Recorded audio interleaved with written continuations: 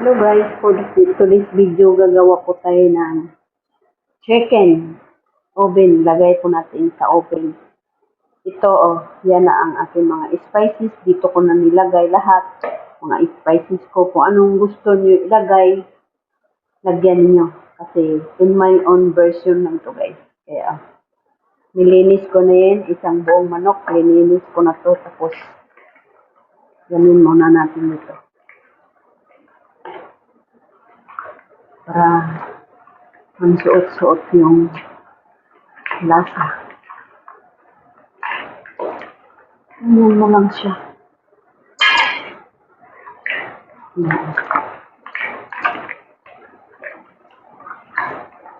Gumawa ako panglasang Pinoy. Timpla talaga natin ginagawa ko. Spicy. Yan. Kaya naging kulay ito kasi nilagyan natin ng paprika. Paprika powder.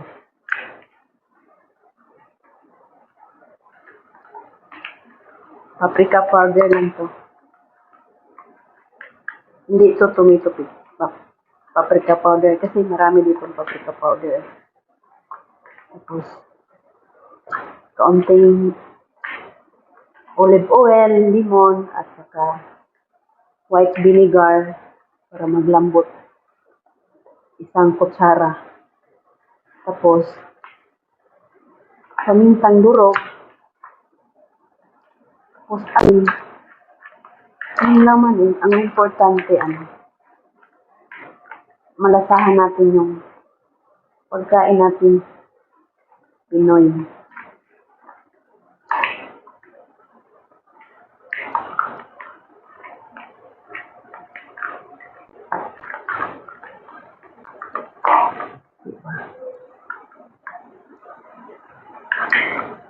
Siya kasimple,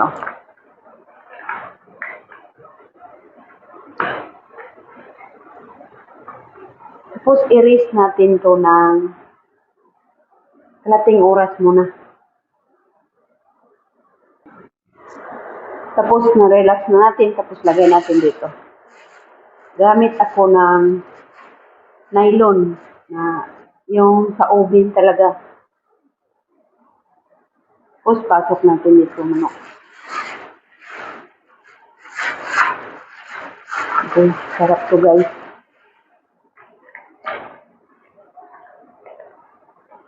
Yan. Dito manok siya pero lagay ko siya dito. Yan, ganyan. Gusto ko yung panlasa natin. Gusto ko yung lasa ng Filipino food. Simutin natin, sayang.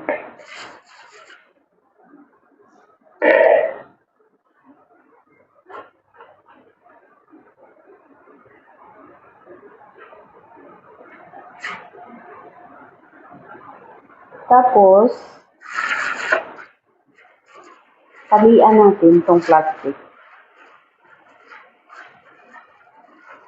Kasi may pantalik to nakasali. Ito, hindi ito natutunaw. Ilalak natin.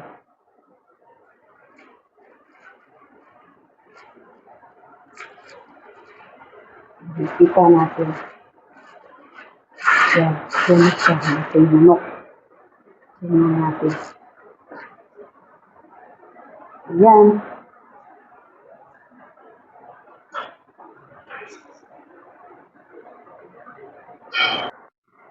Pag hindi siya lulubog, bubutasin natin dito konti. Konti lang.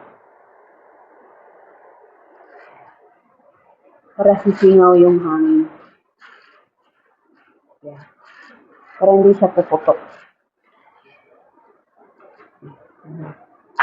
Tapos lagay na natin sa oven. Ready na yung oven natin.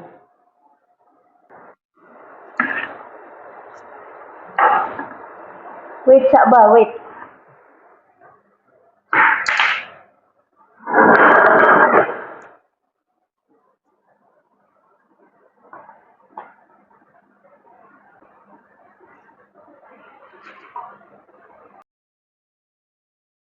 ating manok. Kanina, nilagay ko sa pirenya.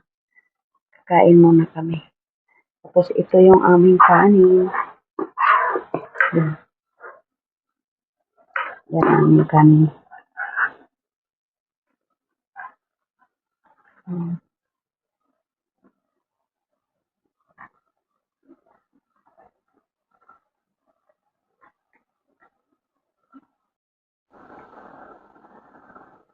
Tama lang sa asin, Day.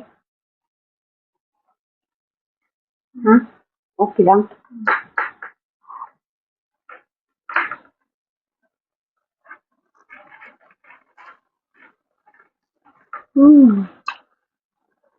Kalami.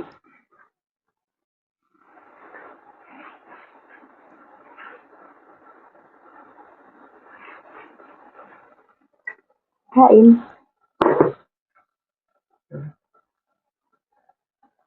Putat. Putat na lasaw. Laswa.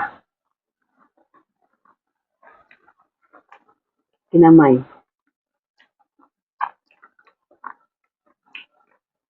Ala. Tama sa asin. Di siya parat. Di po siya tabang.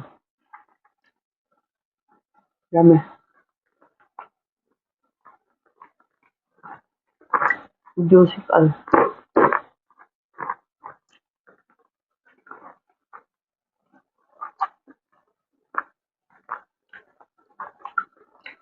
Ang kamok.